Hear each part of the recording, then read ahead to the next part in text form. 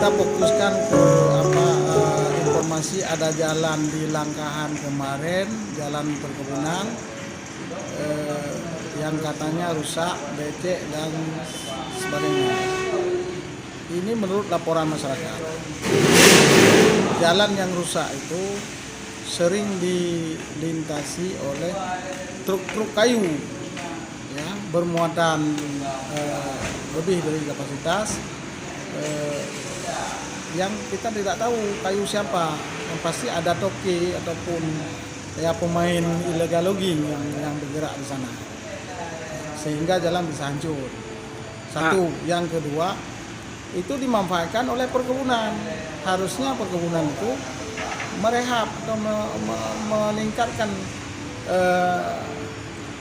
kondisi jalan itu. Bagaimana caranya menyumbang dengan dana CSA. Yang ketiga itu jalan ExxonMobil dulu, kemudian PHE, dari PHE sekarang ke PEMA. Jadi jalan yang sering dilalui oleh masyarakat Langkahan, ya, Pantor Labu, jalan perusahaan migas di Aceh, profit. Jadi kalau mereka ada anggaran, ya silakan dibangun di masyarakat. Tapi kalau tidak ada anggaran, ya tolonglah dipikirkan oleh perusahaan bagaimana caranya, sehingga masyarakat bisa memanfaatkan jalan perusahaan itu menjadi jalan utama atau jalan itu.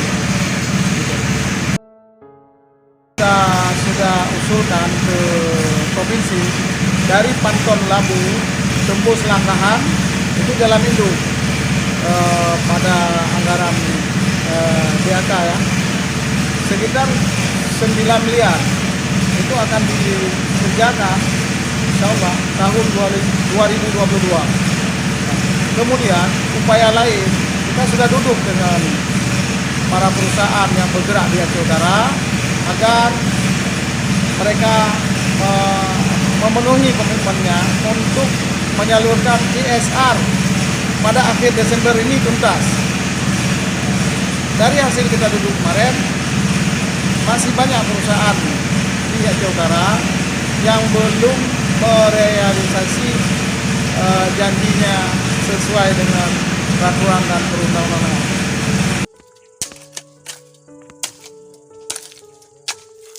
Kepada penegak hukum agar ikhlas dan benar-benar melakukan penegakan hukum terhadap pelaku illegal logging di Kabupaten Aceh Utara, mulai dari Krungmane, Sawang sampai Langkahan. Tolong hal ini untuk keselamatan kita semua ini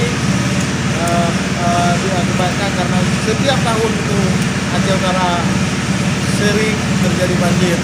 Banjir itu pun banjir kiriman dari pedalaman Aceh Utara dan Banda Meriah.